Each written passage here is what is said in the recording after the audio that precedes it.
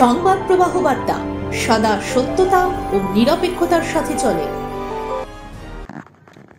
কথায় আছে শিল্প প্রাচীর ভাঙে, শিল্পীর কোনো জাত হয় না। এমন কথাও প্রচলিত আছে, শত নিকৃষ্ট প্রাণ পরিবেষ্টিত নৈরাজ্যকে শৃঙ্খলে বাঁধতে পারে 100-র একজন হয়ে ওঠা সেই শিল্পী সত্তা। এমনই একজন অমর প্রতিভার অধিকারী হলেন মুর্শিদাবাদের বহরমপুর নিবাসী আহাদ শেখ, যিনি নিজেও জানেন না কতটা বিরল প্রতিভার অধিকারী সে।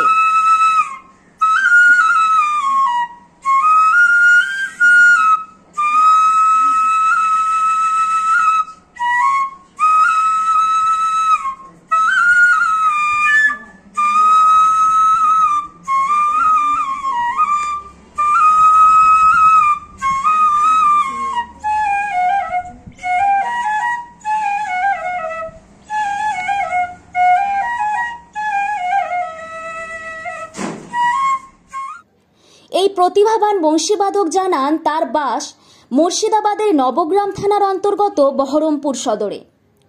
সবচেয়ে আশ্চর্যের ঘটনা, অদম্য ইচ্ছে শক্তি ও ভালোবাসার জোরে তিনি কোনো বাজনা শিক্ষা বা তালিম না নিয়েই খুব ছোট থেকেই রপ্ত করেছেন বাঁশি বাজানো। শুধু তাই নয়, তার বাঁশিটিও তিনি তৈরি করেছেন নিজের হাতে। নবগ্রাম থানা, বহরমপুর আমাদের সদর। আচ্ছা, আর এখানে 10 দিন 15 দিন 1 মাসের জন্য এখানে আসি কাম করতে, রাজমিস্ত্রি কাম। যাই, আর আমার সদর হচ্ছে বহরমপুর, থানা হচ্ছে নবগ্রাম।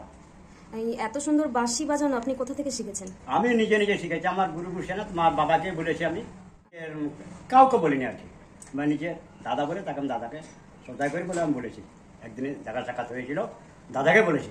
এই বাঁশিটা কি কেনা না আপনার নিজের হাতে? না, এটা আমার নিজের বানা। আপনার পেশা কি? পেশা আমার ওই চাষবাস।